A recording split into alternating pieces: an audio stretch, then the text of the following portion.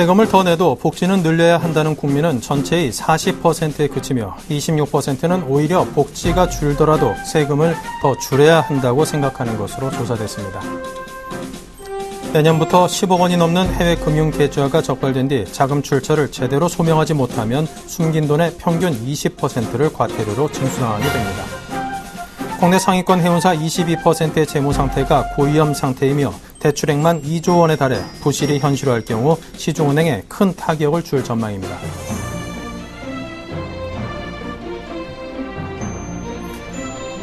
금값 급락세 이후 아시아권에서 투자용 금괴 수요가 크게 늘었으며 이는 자산시장의 변동성이 커져 안전자산인 금을 싼 값에 사두려는 심리 탓으로 분석됩니다.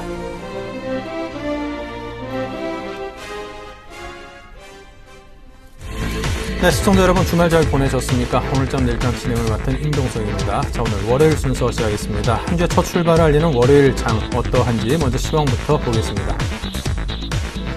네, 먼저 코스피입니다. 5.21포인트가 하락했습니다. 큰 폭은 아닙니다만 그래도 하락세로 출발한 채 계속해서 하락세 국면에서 횡보를 하고 있는 양상입니다. 투자 주체별로 보면요, 외국인이 그래도 소폭이나마 사들여주고 있습니다. 650억대의 순매수고요. 반면 기관의 매도 물량이 오전 내내 계속 늘어나고 있는 양상입니다. 자, 코스닥은 0.87포인트 소폭 올라서 강보 합장이고요. 역시 수급적인 측면에서 기관의 매도 물량이 코스닥의 발목을 잡고 있습니다. 환율은 1.8원이 오르면서 1115.4원입니다. 네, 오늘장 내일장 일부에서 어떤 내용들을 마련했는지 먼저 주요 내용부터 소개해드리겠습니다. 네, 먼저 애널리스트에게 듣는다. 글로벌 주식형 자금의 유출입 동향을 점검하고요. 자, 이집트에서 아주 심각한 유혈 사태가 발생하고 있죠. 우리 시장에 미치는 영향은 무엇인지 분석하겠습니다. 네, 이슈로 보는 종목, 일본 화산 폭발에 따른 여행주의 투자 전략, 조선업이 강세가 지속되고 있습니다. 그 배경과 전망을 분석하고 현대차 파업에 따른 자동차주의 접근 포인트를 짚어드립니다. 테마톡톡에서는 시장 확대 기대감에 따른 3D 프린터 관련주의 급등과 관련된 내용과 함께 기술 응용 장비주의 수혜가 예상된다고요. 하지만 영세기업이 많으므로 투자에는 주의를 당부합니다. 7일간의 수익 다이어리 박현상 대리의 미디어 플렉스입니다. 이번 주 예감에서는 미국의 FOMC 회의로 공개에 따른 출구 전략 시기에 주목하자, 그리고 유럽과 중국의 경기 회복이 긍정적인 기대가 가능하다는 내용을 듣겠습니다. 네, 먼저 오늘 장에 대한 분석부터 하겠습니다. 대신증권 컨설팅랩의 최재식 팀장입니다. 안녕하십니까? 네, 안녕하십니까? 네, 먼저 오늘 장 특징부터 점검 부탁드립니다. 네, 시장은 전량 후강의 모습을 보이고 있지만 여전히 약세권에 있습니다. 외국인들은 계속적으로 순매수 중에 있고요. 금주에도 지난주 금요일날 은 가격이라든지 금속 가격 상승을 위해서 철강이라든지 고려아연이 상대적으로 강세 압력을 받고 있습니다. 또한 주일에 산업통상자원부가 ICT 기반의 에너지 수요 관리 대책을 발표를 했는데요. 아무래도 ES, EMS 확대를 위해서 세제 혜택을 준다고 했습니다. 그래서 LS산전, 포스코 ICT 등이 강세 중에 있고요. 전체적으로 화학주, 그다음에 그런 에너지 화학주들이 상대적으로 강세에 있습니다. 네. 자, 그렇다면 오늘 장 이슈를 좀 하나씩 들여다보겠습니다. 지난주 국내 시장 내에서 외국인의 순매수 물량이 크게 유입이 됐습니다. 자, 글로벌 주간 주식형 자금 유출입 동향을 점검해 주신다면요? 네. 아무래도 세계 글로벌 주식형에는 돈이 계속 들어오고 있습니다. 올펀치 토탈로 해서 본다면 7주 연속 순유입이 되고 있는데, 지난 주간으로 한 18억 달러 정도 주식형으로 돈이 들어왔습니다. 돈이 들어온 곳으로 본다면 펀드는 인터내셔널 펀드인데 이 펀드는 아무래도 선진국하고 신흥국에 동시에 투자되는 펀드라서 아무래도 계속 들어왔습니다. 이 펀드는 7주 연속 들어왔고요. 또 한국 관련 펀드에서도 마찬가지로 4억 달러 정도 들어왔습니다. 이 부분은 인터내셔널 펀드 영향이 상대적으로 큽니다. 그 밖에 브릭스라든지 중동, 유럽, 그리고 아프리카 포함된 EMEA 펀드 같은 경우는 유출이 되었고요. 남미 펀드도 유출이 되었고, 그리고 이머징 마켓 펀드도 유출이 되었고요. 퍼시픽 펀드도 유출이 되었고, 재팬을 제외한 아시아 쪽도 유출이 되었습니다. 그래서 전체로 보신다면 선진국과 신흥국을 동시에 투자되는 인터내셔널 펀드에 13억 달러 유입이 되어서 한국 관련 펀드에 돈이 들어온 정도로 해석하시면 될 것 같고, 기타로 이머징은 전반적으로 유출이 되고 있다 생각하고 있습니다. 그리고 돈이 더 들어오는 것 중에 선진국에서는 유럽으로 더 유입 확대가 되고 있고요. 미국은 7주 만에 순유출로 전환이 되었습니다. 네. 자, 그리고 선진국 중심의 경제 회복이 어느 정도 가시화된다라는 긍정적인 측면이 있는가 하면은 이집트에서 벌어진 유혈 사태, 물론 투자자 관점에서 득실을 논한다는 것 자체가 많은 인명살상이 있는 지금 상태에서 그런 득실을 좀 논한다는 것 자체가 좀 죄스러운 마음도 들긴 합니다만, 자, 어쨌거나 이런 유혈 사태로 인해서 유가 상승에 대한 압력이 작용할 것이다라는 그런 우려감이 커지고 있습니다. 자, 이에 관해서는 어떤 전망을 하고 계십니까? 네. 일단 경제 회복이 되는 상태에서 지정학적 불확실성이 발생해서 유가는 상승 압력을 받고 있습니다. 그래서 지난 금요일 날 브렌트는 0.7% 상승했고 WTI는 0.12% 상승했습니다. 일단 이집트 14일 날 국가 비상 사태를 선포한 이후에 아직 안정이 되지 않고 있는데 이집트의 그 수에즈 운하의 지정학적 측면이라든지 하루 400만 배럴의 원유 수송관 지역이라는 위치, 이런 측면을 본다면 지정학적으로 아주 중요한 위치에 있습니다. 그래서 아마 유유는 오늘 외교관 회의를 통해서 이집트 비상사태 관련해서 논의를 할 계획이 있습니다. 하반기에 선진국 중심의 경제 회복이 가시화되고 있어서 아마 이집트의 국가 비상사태는 유가의 상승 압력으로 추가적으로 작용할 가능성이 크다 생각됩니다. 이는 9월과 10월에 있을 미국의 양적 완화 축소 우려를 키우게 됩니다. 그리고 현재 미국의 시장금리 상승까지 겹쳐 불확실성이 될 수는 있습니다. 다행히 세계 경제가 아주 저성장 속에서 아주 완만히 회복하고 있고 곧 미국의 드라이빙 시즌도 끝나고요. 또 서방 선진국의 이집트에 대한 관계 대응을 볼 때 고유가발 수준까지 올라가긴 힘들 것 같고, 그러한 측면을 본다면 실물 경기 악영향은 크지 않다고 판단하고 있습니다. 네. 자, 그리고 지난주 우리나라 증시가 외국인의 매수세로 인해서 좀 글로벌 증시 가운데 상대적으로 돋보였습니다. 자, 이번 주 전망은 어떻게 잡고 계십니까? 네. 이번 주 증시도 상대적으로 선방을 하고 있지만 좀 상승 탄력은 둔화되지 않을까 싶습니다. 일단 글로벌 불안정 국면에서 차별화가 진행이 되고 있습니다. 지난주 우리나라 대형주 지수는 글로벌 증시와 차별화돼서 초강세를 보였는데, 반대로 인도나 인도네시아 증시는 금요일장에 크게 하락했고 오늘도 상대적으로 크게 하락하고 있습니다. 점점 더 양적 완화 축소가 가시화됨에 따라서 미국의 10년물 국채 금리는 2.825%가 상승했고 이집트가 유가 불확실성까지 겹쳐 있어서 불안정한 국면에 있습니다. 그래서 국내 증시는 중국의 경착 우려 감소, 유럽의 경제 개선, 돌아온 외국인들 등에도 불구하고 아마 지난주 급등과 글로벌 불확실성으로 점진적으로 상승 탄력이 둔화돼서 순남매 정도의 장세가 정리되지 않을까 싶습니다. 네, 자, 지금까지 대신증권의 최재식 팀장과 함께 우리 증시 또 해외 글로벌 이슈에 대해서 이야기를 들었습니다. 감사합니다. 감사합니다.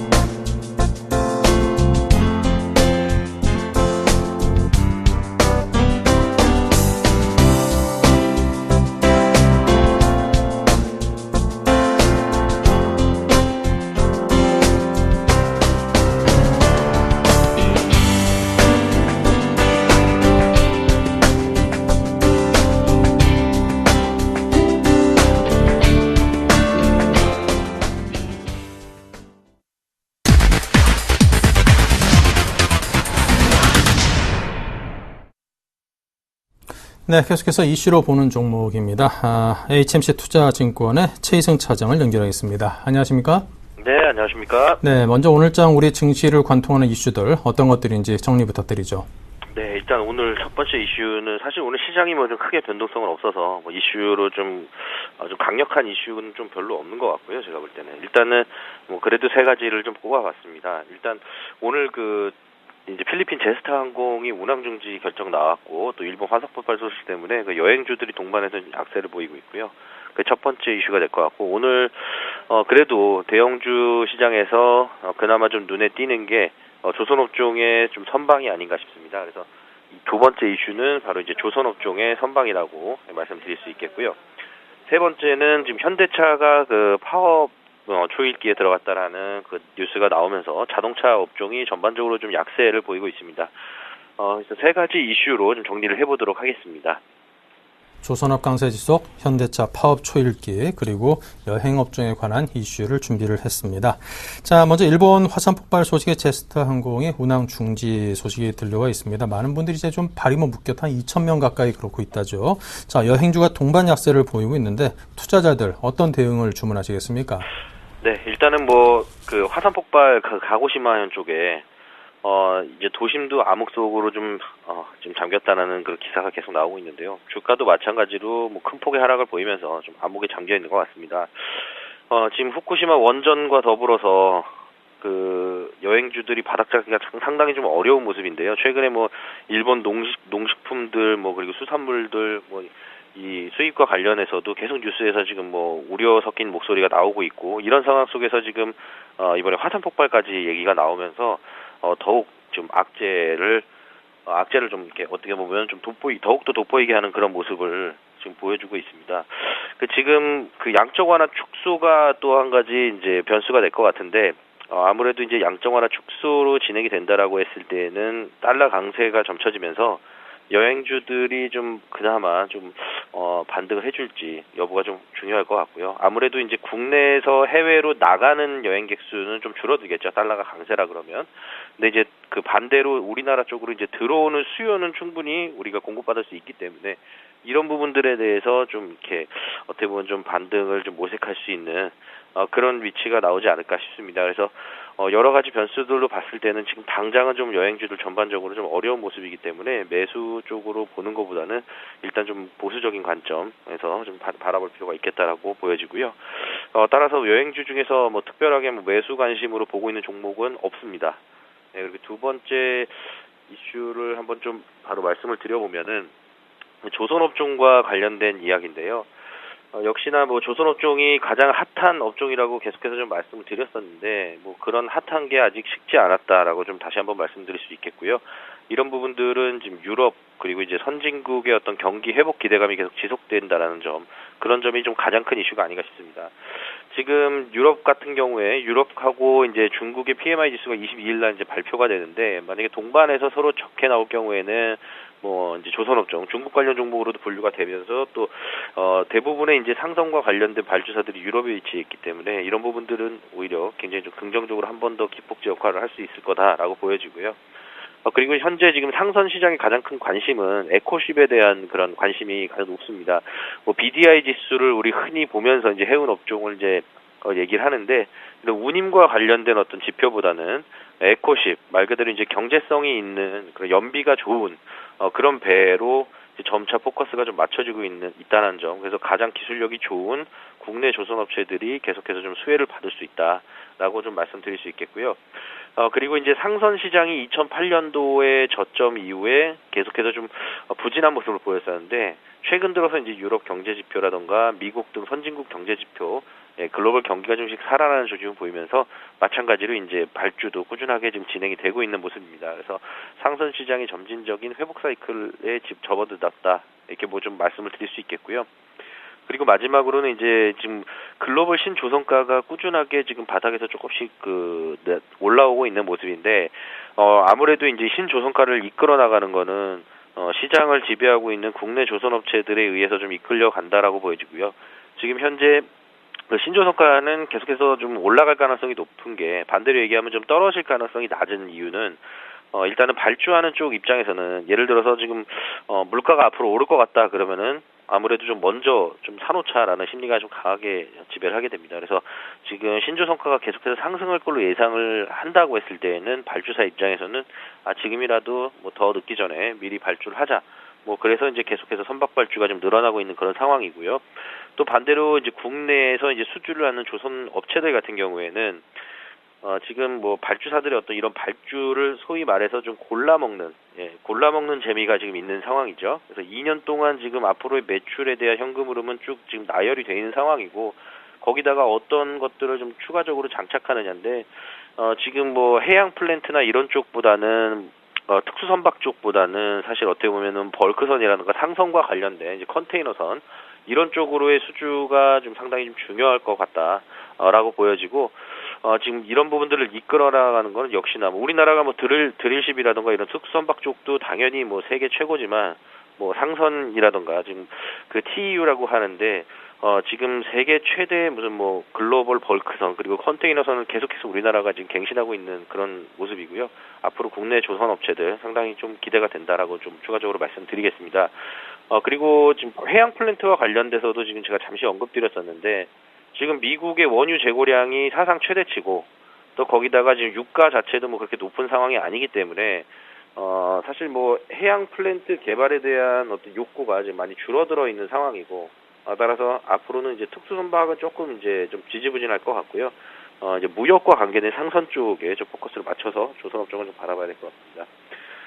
따라서 지금 조선업종 중에서 한 종목을 좀 말씀드리면은 삼성중공업을 말씀드려 보겠습니다. 역설적으로 지금 해양 플랜트 쪽 별로 안 좋아질 수 있다라고 말씀드렸었는데, 삼성중공업이 특수선박과 관련돼서는 뭐 세계 탑이라고 볼 수 있는데요.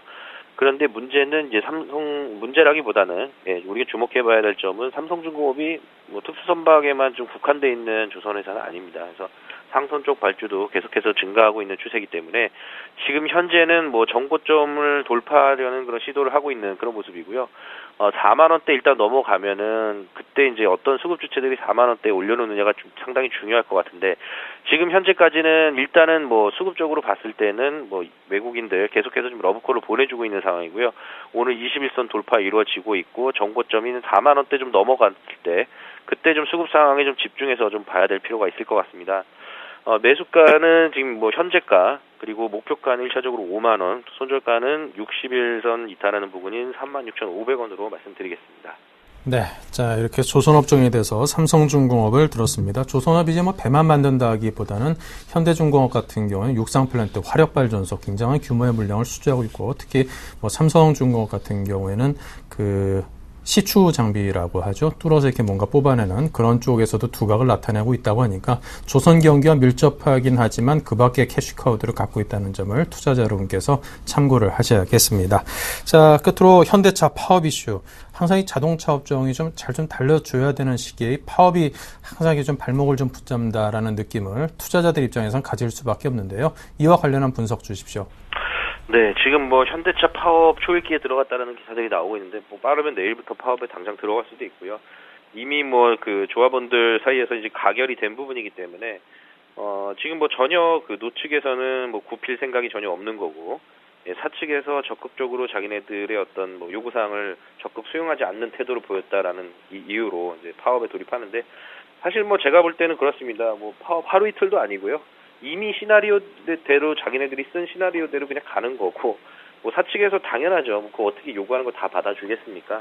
그렇기 때문에 이 이슈는 뭐 하루 이틀 안에 끝날 이슈는 좀 아닌 것 같고요. 뭐 지금 현재 국민 여론들을 봐도 현대차 상당히 어떻게 보면 뭐 제가 이런 얘기 좀 하긴 그렇지만 욕먹을 짓 하고 있는 거죠. 지금 이러다가 이제 재수 없으면은 이제 GM 꼴 날 수도 있는데 좀 안타깝습니다. 제가 개인적으로 볼 때는.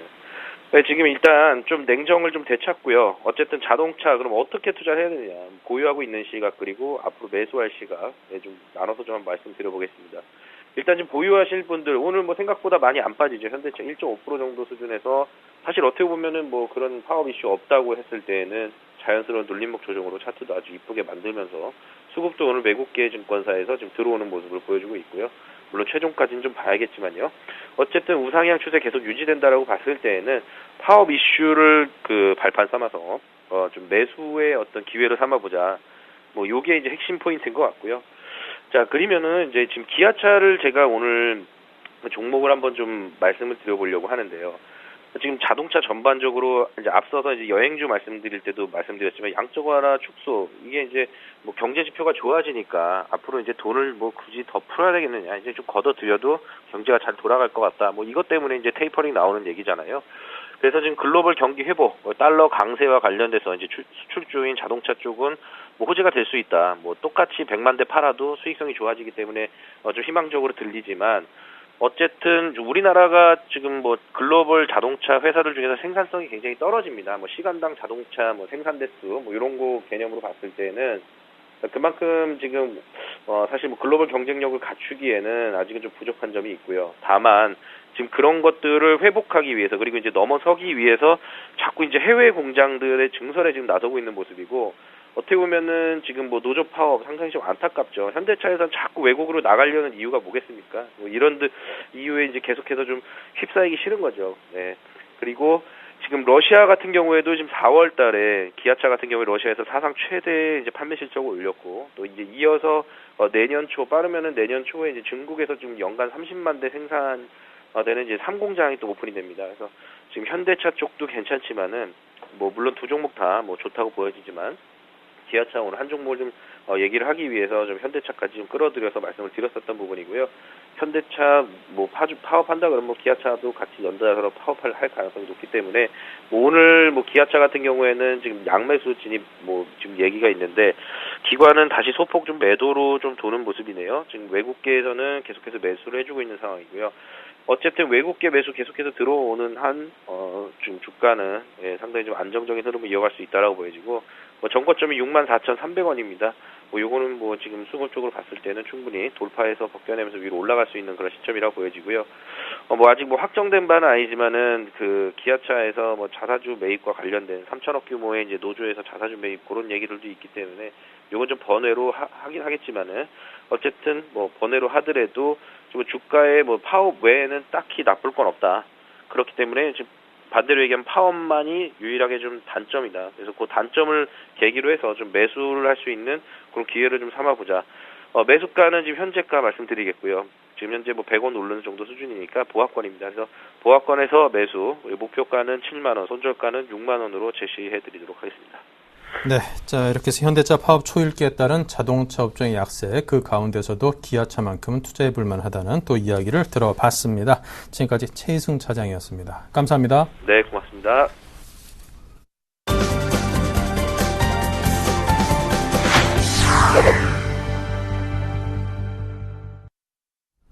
네, 계속해서 테마톡톡 시간을 이어가겠습니다.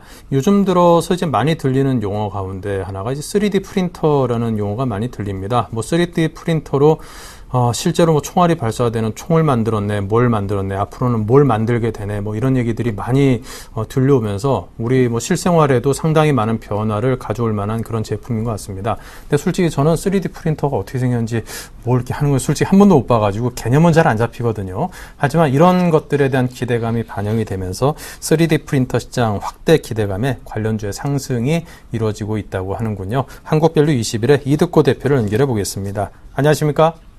반갑습니다. 네, 이 대표님 혹시 그 3D 프린터라는 거 혹시 보신 적 있나요? 아니요, 본 적은 없습니다. 되게 궁금합니다. 어떻게 생겼고 이게 어떻게 뭘 만들어낼지 되게 궁금해서 보고 싶다는 생각은 드는데, 자 근데 뭐 실제로 본 적도 없고 볼 수도 없는 이 기계 관련된 테마주가 또 이제 오르고 있다라고 하니까 실제로 뭐 이와 관련된 기업들이 많이 있구나라는 생각이 들거든요. 자 먼저 이 3D 프린터 관련주의 상승 구체적인 배경부터 짚어주십시오. 예, 뭐 앞에서 말씀해 주신 대로 뭐 3D 프린터 관련주들이 뭐 상용화 기대감으로 인해서 상승이 좀 나와주고 있고요.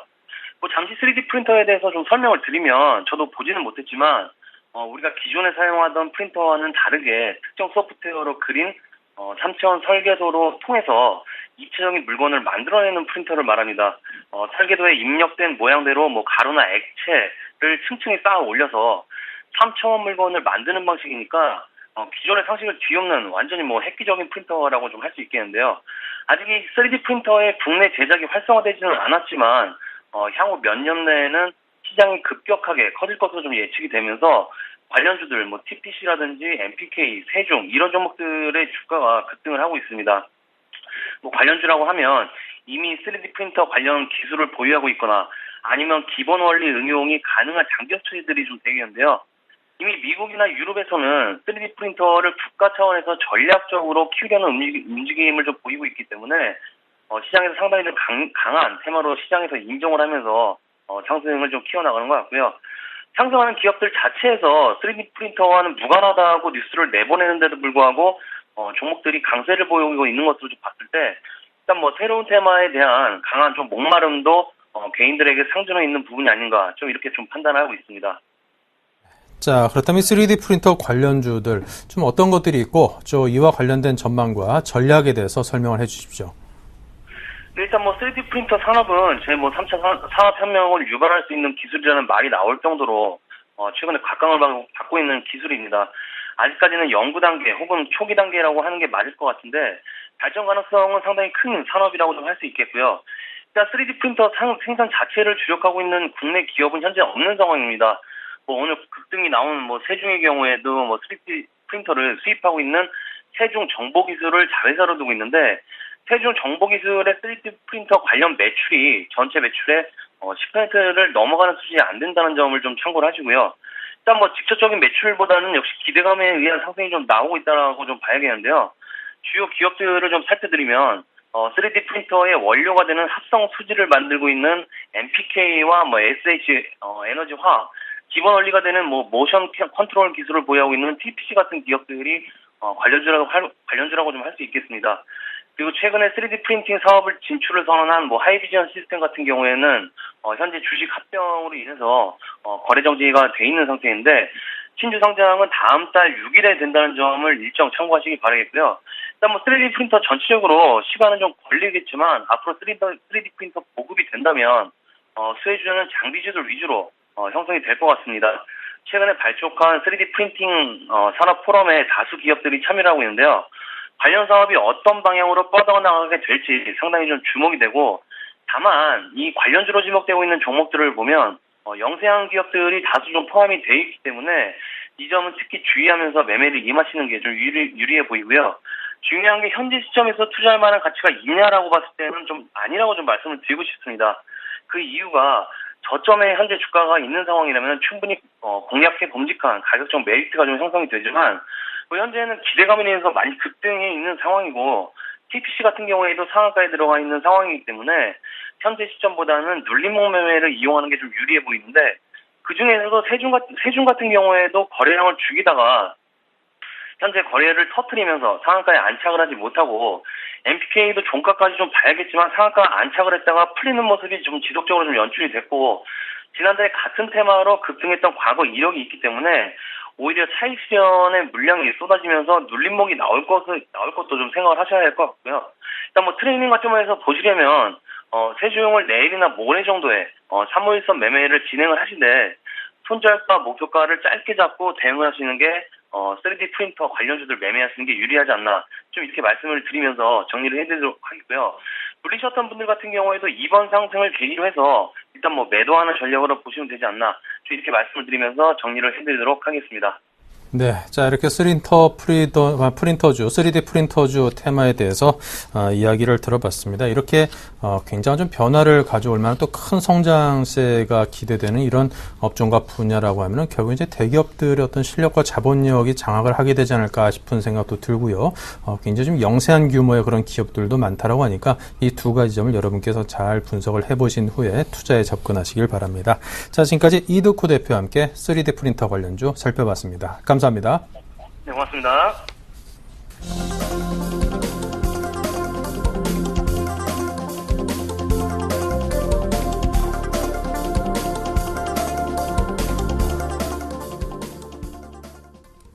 네, 계속해서 7일간의 수익 다이어리 코너를 이어가겠습니다. 현재 수익률 어떤지 볼까요?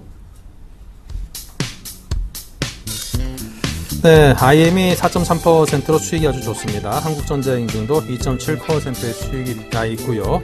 자, 그런데 CTC 바이오, GD 이 두 종목이 모두 손절가를 터치한 상태군요. 영웅철강은 1% 정도밖에 아직까지는 안 빠졌습니다. 네, 이렇게 IM이 4.3% 수익으로 박현상 대리를 위너로 올려줬습니다. 네, 오늘의 위너인 동양증권 계양지점의 박현상 대리 연결합니다. 안녕하세요. 안녕하세요. 네, IM 수익률이 4.3% 아주 좋습니다. 자, 어떤 대응을 주문하시겠습니까? 일단은 IM 같은 경우는 지금 일단은 크게 개인적으로 볼 때는 만족할 만한 수익은 아니고요. 일단 지난주에 실적 발표를 했었습니다. 지난주 수요일로 기억을 하는데요. 영업이익이 전년 동기 대비해서 900% 정도 굉장히 큰 수치로 뛰었음에도 불구하고 외국인이라든지 기관 정도의 매도가 좀 나왔기 때문에 좀 그렇게라고 생각이 좀 들고 있는데요. 어차피 우리가 2분기 실적을 보고 매매한 것이 아닌 것만큼 3분기까지 꾸준히 들고 가야 된다는 생각은 여전히 유효하다고 생각을 하고 있습니다. 그렇기 때문에 지금 보유 전략까지 같이 말씀을 드리고요. 정고점 부근에서 좀 할인된 가격인 7,000원이나 7,500원까지는 충분히 갈 수 있으니까는 홀딩하셔서 추가 수익을 맛보시길 말씀드릴 수가 있겠습니다. 이제는 IM뿐만 아니고 다른 종목도 추가 수익을 말씀드려야 되는데요. 다른 종목 말씀드리면 최근에 좀 은밀하게 위대하기라고 종목이 좀 유명해져 있는 미디어 플렉스라는 종목을 좀 가지고 나와봤습니다. 미디어 플렉스 아시다시피 2분기 실적이 은밀하게 위대하기로 꽤 가속화 예상으로 좀 들고 있는데요. 일단 지금 봤을 때는 기술적으로 5,900원을 찍고 4,000원까지 하락을 할 때 하락 추세를 최근 몇 거래일 동안에 동반하면서 지금은 상승 추세로 초입 부근에 들어섰다고 보시면 될 것 같습니다. 하반기에 지금 오늘 레포트를 보시면 미스터 고라는 영화라든지 여러 수혜가 있을 거 있다고 아마 좀 레포트상으로 나와 있는데요. 저희 같은 경우 봤을 때는 꼭 미스터 고뿐만이 아니고 관상이라든지 화이, 군도 같은 영화들이 3분기, 4분기에 개봉할 가능성이 굉장히 높습니다. 10월달, 11월달에 이렇게 예정되어 있는 것을 확인을 했고요. 그렇기 때문에 충분히 모멘텀적으로도 갈만하다. 그리고 기술적으로도 역시 충분히 무상향으로 틀어져 있다라고까지 말씀을 드릴 수가 있겠습니다. 매수가로는 금일 종가로서 말씀을 드릴 수가 있겠고요. 목표가로는 전 고점에서 조금 정도 하향된 부분인 5,000원, 그리고 손절가로는 전 저점 부근에서 한 번 정도 세게 빼질 수 있는 구간인 3,500원으로서 말씀을 드릴 수가 있겠습니다. 일단 미디어 플렉스 같은 경우는 어떻게 보면 실적 측면도 가장 중요하긴 하지만은 영화상의 스케줄에서도 굉장히 크게 좀 변화가 될 수 있기 때문에 매매할 때는 저희가 수급이라는 걸 잘 체크하시면서 말씀드릴 부탁 좀 드리겠고요. 지금 같은 경우 기간 수급이 지속이 되고 있기 때문에 일단은 지금 오늘 종가로 매수를 하셔도 충분히 무방해 보인다고 말씀을 드릴 수가 있겠습니다. 네, 알겠습니다. 자, 오늘은 박현상 대리로부터 미디어 플렉스를 새로운 종목으로 추천을 받아봤습니다. 새로 개봉할 영화들에 따른 수익 실적 개선에 대한 기대감도 함께 가져보겠습니다. 오늘 말씀 감사합니다. 네, 감사합니다.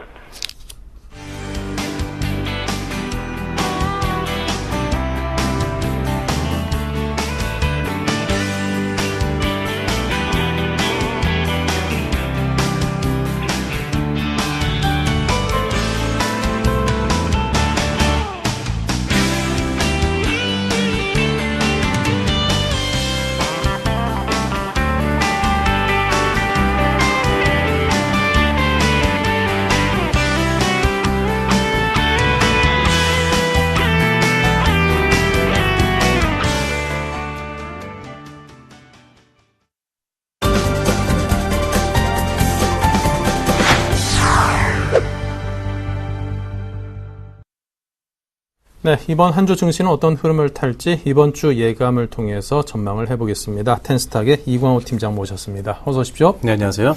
네, 오늘 우리 시장은 양시장 모두 좀 밋밋합니다. 자, 이런 가운데 이번 주 증시를 가름할 일정들 어떤 것들입니까?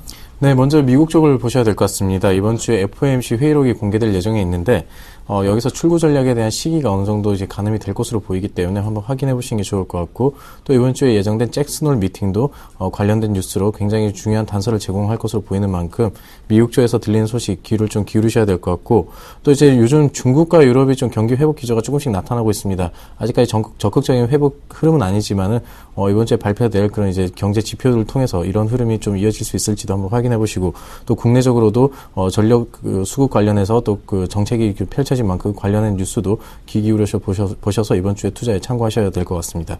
네. 자, 이렇게 해서 이번 주 증시 주요 일정에 대한 소개를 들어봤습니다. 자, 먼저 FOMC 회의록 공개에 따라서 이제 출구 전략 시기를 어느 정도 유추해 볼 수 있는 그런 단서들이 또 생길 텐데요. 자, 어떤 전망을 하십니까? 네, 아무래도 이번에 공개할 그 7월 회의록 같은 경우는 양적 완화 축소 시기와 그 규모에 대한 단서를 좀 더 확실하게 할 자료라고 판단을 해보겠는데, 일단 이르면 다음 달부터 양적 완화 규모를 좀 축소할 것이라는 전망이 시장은 좀 지배적인 상황입니다.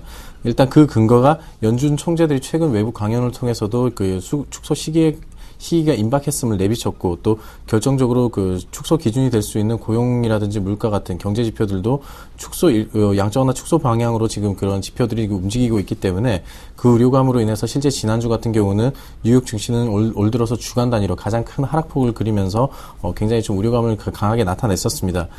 하지만 좀 역으로 생각했을 때 양적 완화 축소는 따지고 보면 이미 시장에 노출된 악재라고 보고 있습니다. 그래서 축소 자체는 기정사실이고 이제 시기의 문제만 남았을 뿐인데, 그럼에도 불구하고 양적 완화 이 악재가 그 국내 시장에 그 충격을 줄 수 있는 이유는 지금 이번 주 같은 경우도 증시 상승에 이끌 만한 뚜렷한 모멘텀이 없기 때문이라고 볼 수가 있겠습니다.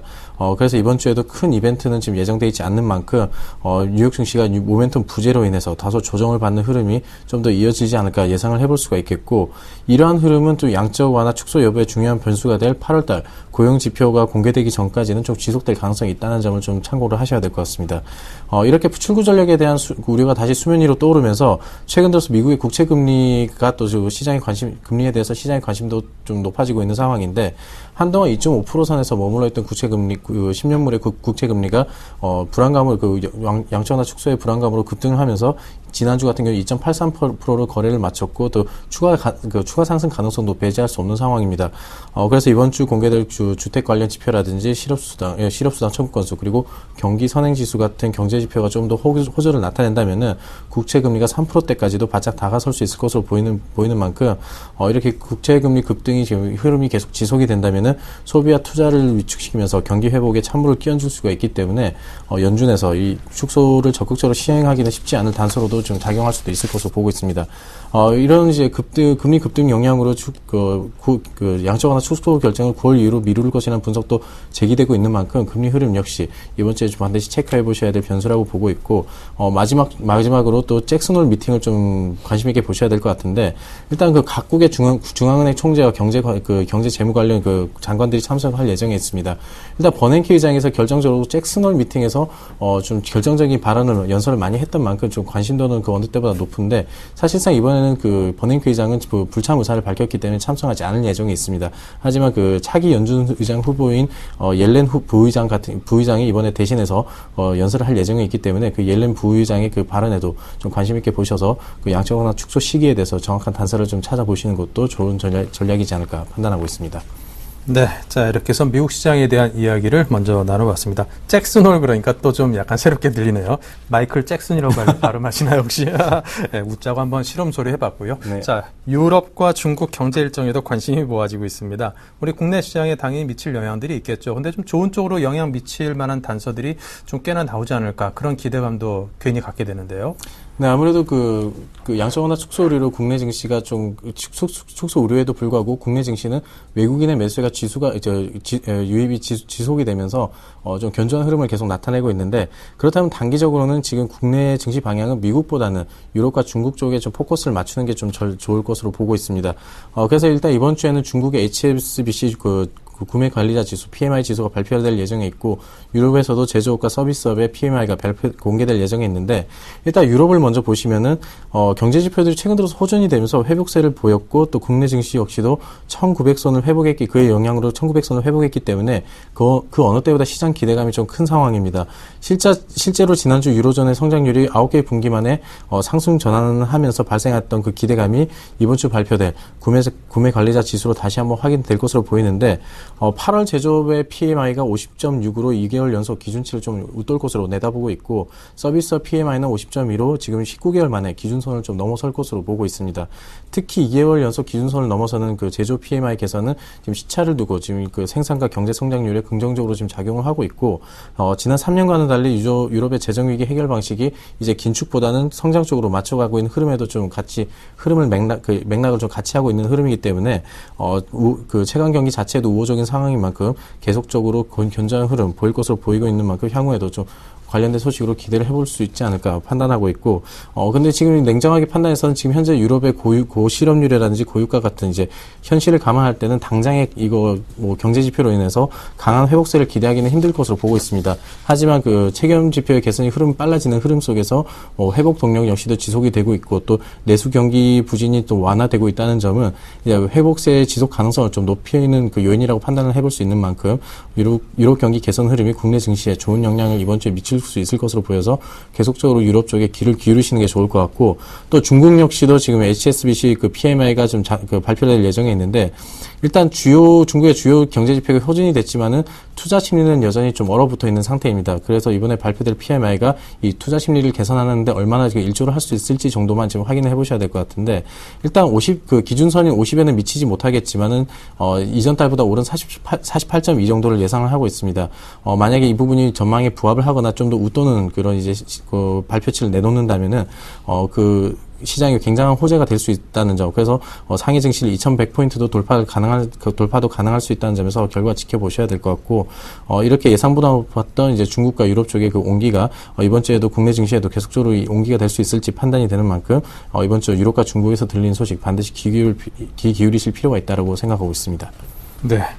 자, 다음으로 이번 주 또 주목할 만한 국내 주요 이슈들 어떤 것들을 꼽으십니까? 최근 들어서 국내의 그 이슈라고 한다면 아무래도 폭염으로 인한 전력난이라고 할 수가 있겠는데, 지난주 최대 고비를 맞았던 전력난이 이번 주에도 좀 계속될 것으로 보고 있습니다. 그래서 이런 상황 속에서 산업통상자원부가 에너지 수요 관리에 관한 정책을 발표하면서 이게 뭐 에너지 저장 장치라든지 관리 시스템, 그리고 스마트 그리드 관련주들이 지금 크게 뜨고 있는데, 이러한 흐름이 이번 주에도 좀 이어질지를 좀 확인해 보셔야 될 것 같습니다. 그 국회 위원들이 그 전력 거래소를 이번 주에 방문할 예정에 있고, 그런 이제 그 전력 수급 상황을 좀 논의할 것으로 보이기 때문에 현재의 정책 기조를 좀 이어주면서 관련주들의 추가적인 상승 배경을 좀 마련해 줄 수 있을지 이번 주에 좀 확인해 보시는 게 좋을 것 같고, 또 이번 주에 국내적으로 물가 관계 회의가 좀 열릴 예정에 있습니다. 지금 서비스 요금, 음식료 요금이 가격 상승에 대한 점검을 좀 해줄 것으로 보고 있는데, 지난번 그 우유값 인상에 대해서 기획재정부가 좀 제동을 걸고 나섰던 만큼 이 가격 인상에 대한 그 정부의 판단 좀 이번 주에 참고하셔서, 만약에 이번 회의를 끝나서 어떤 회의 결과에 따라서 그 다른 품목에 있어서 이제 가격 상승이 좀 일어날 수도 있기 때문에 그 관련된 뉴스를 좀 결과를 지켜볼 필요가 있지 않나 이렇게 판단을 하고 있습니다. 그리고 또 마지막으로 한 가지를 또 짚어드리자면은, 지금 현재 계속적으로 매수세를 유입하고 있는 외국인들이 언제까지 이 매수세를 이어질지도 좀 관심을 가지고 보셔야 될 것 같은데, 지금 최근 상거래일 동안 7천억 넘는 7천억이 넘게 지금 대거 순매수를 하면서 지수 상승에 좀 높은 기여를 했습니다. IT와 자동차를 중심으로 해서 뭐 정유, 화학, 철강, 이제 경기 민감주를 중심으로 포트를 담았는데, 일단 세계 경기 회복에 좀 더 초점을 맞춘 것으로 보고 있는 만큼 지금 현재 주가의 방향성과 상승 동력이 없는 지금 이때라면은 외국인의 수급은 분명히 그 지금 현재 상황에서의 투자의 바로메터가 될 수 있다는 점 반드시 참고하셔서 좀 지켜보셔야 될 것 같고, 지금 외국인 수급 같은 경우는 최근 그 코스피가 상승에 따른 그 단기적인 조정을 받을 수 있다는 그런 예상이 지금 시장에 좀 많이 나와 있는데, 그 근거가 외국인 수급을 꼽을 만큼 중요도가 높은 상황입니다. 그래서 외국인 수급 이번 주에도 계속적으로 예의주시하셔서 투자에 참고하시는 게 좋을 것 같습니다. 네, 알겠습니다. 자, 이런 상황들을 염두에 두고 이번 주 한 주간 투자 전략 짜주신다면요? 아무래도 이번 주 또 아까 말씀드렸던 그 미국발 유동성과 그 경기 회복 흐름이 힘겨루기가 좀 지속될 것으로 보고 있는데, 이미 그 국내 증시 같은 경우는 출구 전략에 대한 내성이 이미 생길 만큼 생긴 상황입니다. 그렇기 때문에 미국발 그 이슈보다는 그런 이제 유럽과 중국에서 들리는 경기 회복 기조에 좀 더 초점을 맞추는 전략이 이번 주에는 좋을 것으로 보고 있고, 일단 유럽과 중국의 그런 이제 PMI 흐름과 더불어서 외국인의 순매수가 이어지고, 또 순이익 증가율도 견조한 업종은 분명히 이제 관심 대상이라고 좀 기억하실 필요가 있을 것 같고, 이런 흐름을 놓고 봤을 때 당분간은 좀 인덱스 플레이보다는 아무래도 그 개별 종목 장세 성격이 좀 이어질 가능성이 높기 때문에 지금 뚜렷한 주도주 없이 이런 지지부진한 흐름을 이어간다면은 대형주보다는 소형주가 또 소형주들이 좀 그 주목을 받을 가능성이 높다는 점 반드시 기억하셔야 될 것 같습니다. 최근 그 박스권에서 코스피가 박스권에서 저점을 좀 낮추는 그 조정 국면이 이어지면서도 소형주는 지수 자체가 좀 계속적으로 오르고 있기 때문에 소형주에 주목을 하시되 소형주 가운데서도 실적 뒷받침 계속적으로 그 견조하게 흘러가주는 그런 그 종목들을 고르셔야 될 것 같고, 앞서서 말씀드렸다시피 외국인이 주목하는 그런 화학과 철강 그런 소재 업종이 지금 이번 주에도 계속적으로 그 부각이 될 가능성이 높은 만큼 그런 부분에서도 포트에 조금 담으실 때 참고를 하시는 게 좋을 것 같습니다. 그래서 마지막으로 정리를 좀 해보자면은 증시의 변동폭은 그렇게 크지 않을 것으로 보이기 때문에 혹여 좀 이번 주에 조정이 조금 나타난다면은 펀더멘탈은 긍정적이지만 그 하락폭이 컸던 그런 업종을 중심으로 포트에 다시 한번 담아보시는 게 좋을 것 같고, 양적 완화 위주가 어느 정도 내성이 생겼다고는 하지만은 전혀 그 가능성 영향력을 배제할 수 없는 상황인 만큼 경기 방어주와 민감주를 동시에 포트에 담으셔서 운영하시는 것도 좀 현명한 운영 방법이라고 판단할 수 있는 만큼 그렇게 전략을 세우시는 것도 좋을 것 같습니다. 네. 자, 그렇다면 종목에 대한 이야기를 나눠보겠습니다. 오늘은 하이셀에 대한 설명을 주신다고요? 네, 오늘 추천드릴 하이셀 같은 경우는 아직 확정된 뉴스는 아닙니다만 조금 이제, 소형주인 만큼 조금 이제 그 투자 성격이 좀 짙은 공격적인 투자로 좀 말씀을 드려보겠습니다.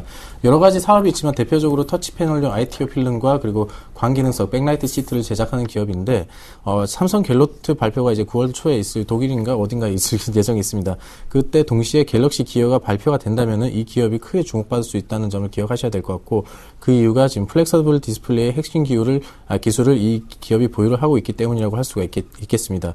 그리고 꼭 그런 불확실한 이유가 아니더라도 지난 1분기에 흑자 전환에 성공을 했고 2분기에 단기 순이익이 전년 동기 대비해서 높아진 흐름에서 알 수 있듯이 지금은 이제 그동안 투자했던 사업들이 점점 수확을 거둘 때다라고 추수를 할 때라고 판단하고 있기 때문에 향후 실적 흐름도 굉장히 견조할 것으로 보여서 이 기업 추천을 해보겠고, 외국인의 수급 역시도 꾸준히 이 기업에 대해서 관심을 가지고 있기 때문에 하이셀을 좀 담아보시는 거 좋을 것 같습니다. 그래서 가격 보시면서 제가 간단하게 그 차트 보시면서 가격 설명을 드리면은 오늘 좀 많이 급등을 해가지고 제가 아까 그 원고를 작성할 때까지만 해도 4% 5%대였는데 지금 그 10% 가까운 그런 상승률을 보이고 있습니다. 그래서 2,500원 부근을 좀 말씀드리려고 했지만 오늘 종가에도 한번 담아보시길 추천드리겠고, 목표가는 지금 현재 지난 직전 고점에서 매물대가 좀 눌리고 있는 2,800원 1차적으로 잡아드리겠고, 손절가는 2,300원 선으로 지금 저점을 무너뜨리는 흐름이 나온다면 그때는 손절하셔서 추가적인 손해 없도록 대응하셔야 될 것 같습니다.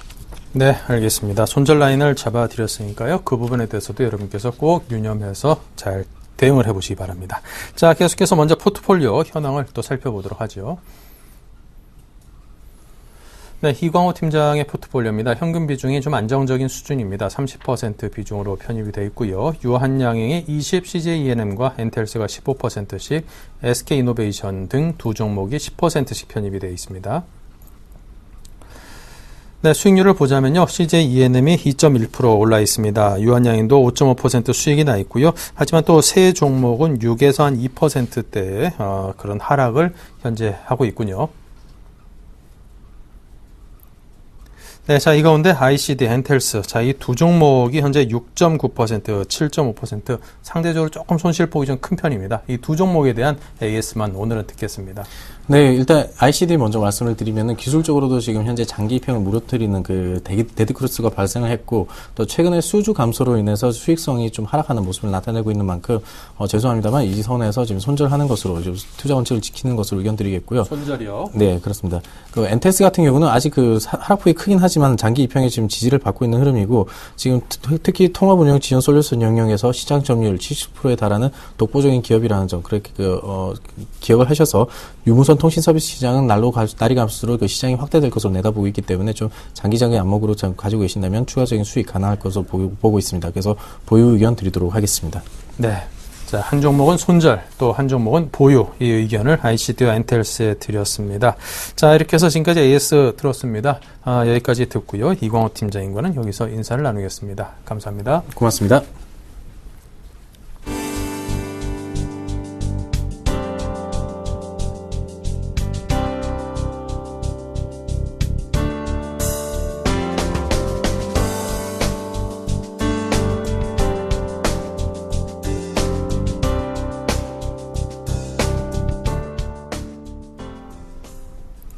네, 오늘 전 일장 1부는 여기서 마칩니다. 잠시 후 2부로 이어가 있습니다.